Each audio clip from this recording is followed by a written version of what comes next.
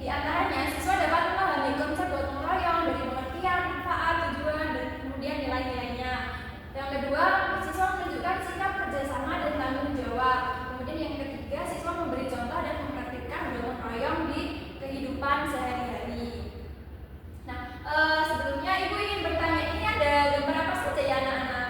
Anak bersih-bersih Bu. Nah, betul sekali. Jadi dari gambar ini merupakan salah satu kegiatan gotong royong yang dilakukan secara bersama-sama. Nah, kemudian apa sih itu pengertian dari gotong royong Ibu?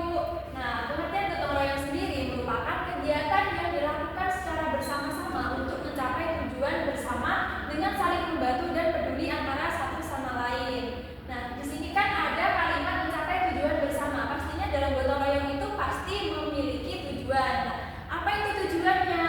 Jadi tujuannya di sini yang pertama meringankan pekerjaan, mempercepat pekerjaan, kemudian menumbuhkan rasa kebersamaan dan mempererat persatuan. Tentunya di gotong royong juga memiliki beberapa manfaat anak-anak. Di antaranya yang pertama hidup menjadi lebih rukun, kemudian menumbuhkan sikap peduli terhadap orang lain, kemudian membuat lingkungan lebih bersih dan nyaman, dan yang terakhir menumbuhkan sikap saling menghargai. Apa sih perbedaan tujuan dan manfaat gotong royong Bu?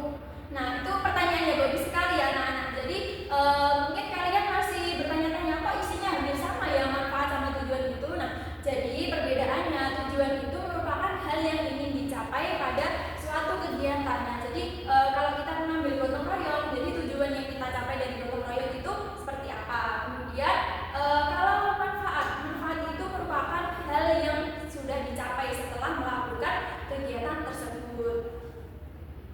Nah, ini selanjutnya ada nilai-nilai gotong royong. Yang pertama ini ada gambar apa anak-anak?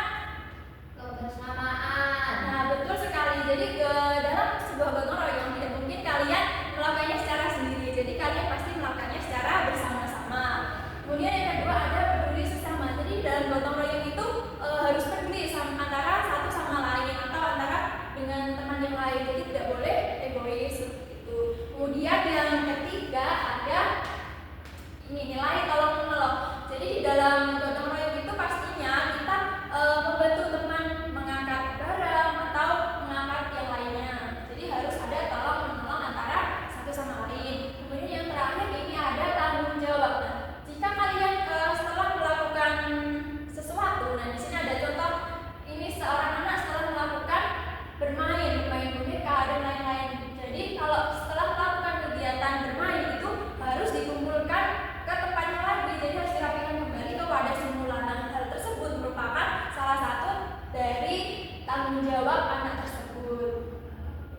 Nah, selanjutnya ini ada contoh gotong royong di rumah. Contoh gotong royong di rumah diantaranya ada membersihkan rumah, memasak bersama, dan mencuci kendaraan. Jadi di sini siapa yang pernah melakukan dari ketiga contoh ini? Saya Ibu.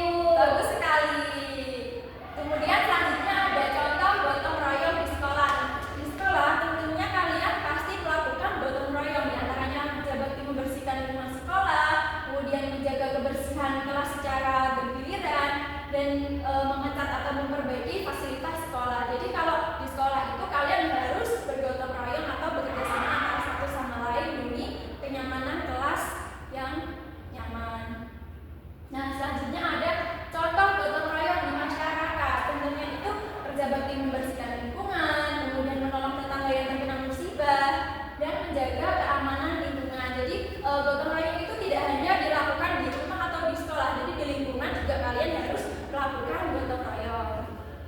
Nah, selanjutnya kesimpulan dari pembelajaran kita pada pagi hari ini yaitu gotong royong merupakan kegiatan bekerja bersama-sama untuk mencapai tujuan bersama dengan saling membantu. Nah, dari kegiatan gotong royong